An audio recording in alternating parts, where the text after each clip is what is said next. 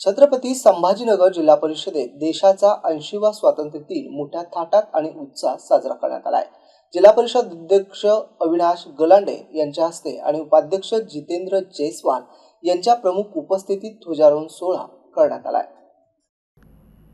यावेळी अधिकारी पदाधिकाऱ्यांनी समन्वयाने काम केल्यास जिल्ह्याच्या विकासाला अधिक गती मिळेल असा संदेश अध्यक्ष अविनाश गलांडे यांनी दिला। कार्यक्रमात सेवानिवृत्त अधिकारी कर्मचाऱ्यांचा सत्कार, नवसाक्षरता प्रमाणपत्राचे वाटप तसेच 4 स्वयंसहाय्यता समूहांना महिंद्रा पिकअप बोलेरो या वाहनाचं देखील वितरण करण्यात आलं। जिल्हा परिषदेच्या समोरील प्रांगणात झालेल्या ध्वजारोहण कार्यक्रमाला विविध सभापती, गटनेते, अधिकारी आणि कर्मचारी मोठ्या संख्येने उपस्थित होते।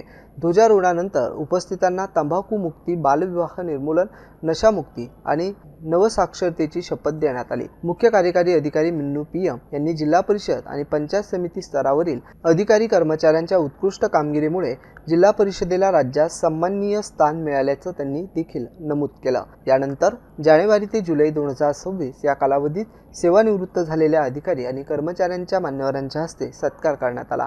नवसाक्षरता प्रमाणपत्राचं देखील वाटप तसेच 4 स्वयंसहाय्यता समूहांना महिंद्रा पिकअप बोलेरो वाहनाचं देखील वितरण करण्यात आलं।